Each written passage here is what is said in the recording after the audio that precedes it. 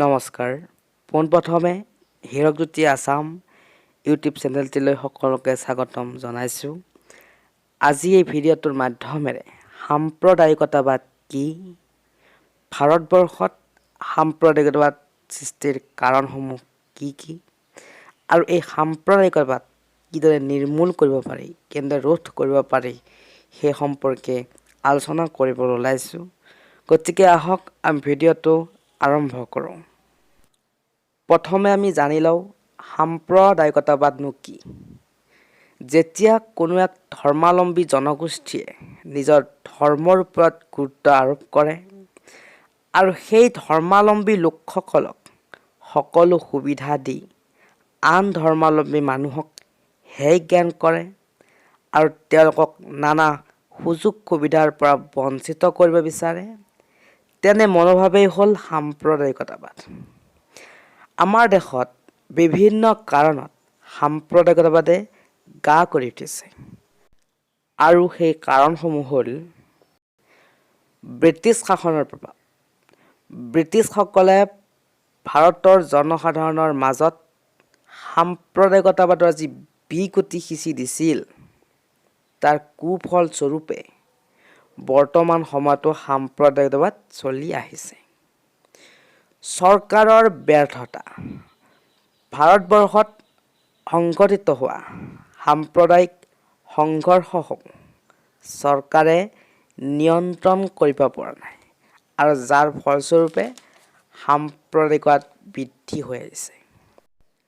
দেশত সাম্প্ৰদায়িকতাৰ ভিত্তিত শিক্ষানুষ্ঠানসমূহ গঢ়ি উঠিছে আৰু এই শিক্ষানুষ্ঠানসমূহে শিক্ষাৰ্থীৰ মাজত সাম্প্ৰদায়িকতাবাদৰ বীজ বিয়পাই আছে, যাৰ ফলত এই সাম্প্ৰদায়িকতাবাদে বিকাশ লাভ কৰি আহিছে। এটা গুৰুত্বপূৰ্ণ কাৰণ হ'ল ৰাজনৈতিক কাৰণ। নিৰ্বাচনত ভোট লাভৰ বাবে ৰাজনৈতিক নেতাসকলে ধৰ্মৰ ভিত্তিত বিভাজন কৰাৰ লগতে এটা ধৰ্মৰ লোকক আন ধৰ্মৰ বিৰুদ্ধে থিয় কৰায় আৰু নেতাসকলৰ এনে কাৰ্যই সাম্প্ৰদায়িকতাবাদ বৃদ্ধিত অৰিহণা যোগাইছে।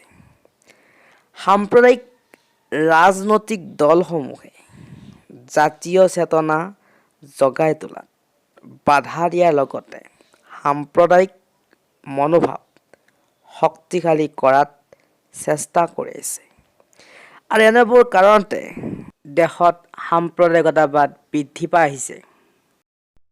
কিদৰে এই সাম্প্ৰদায়িকতাবাদ ৰোধ কৰিব পৰা যাব, নিৰ্মূল কৰিব পৰা যাব, সেই উপায়সমূহ হ'ল দেশৰ শাসন ব্যৱস্থা অধিক শক্তিশালী আৰু সক্ৰিয় হ'ব লাগে। সাম্প্ৰদায়িক সংঘৰ্ষ যাতে নহয় তাৰ বাবে আগতীয়াকৈ ব্যৱস্থা গ্ৰহণ কৰিব লাগে।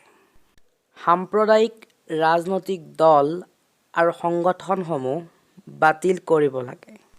সংবাদ মাধ্যমসমূহে সাম্প্ৰদায়িক শক্তিসমূহক উদগনি যোগোৱা বাতৰি পৰিৱেশন কৰিব নালাগে। আইন শৃংখলাৰ ৰক্ষকসকল সক্ৰিয় আৰু নিৰপেক্ষ হ'ব লাগে। মৌলবাদী অনুষ্ঠান আৰু মৌলবাদী ব্যক্তিসকলক সামাজিকভাৱে বাতিল কৰিব লাগে। চৰকাৰে সকলো ধৰ্মৰ লোকক সমান সুযোগ সুবিধা প্ৰদান কৰিব লাগে।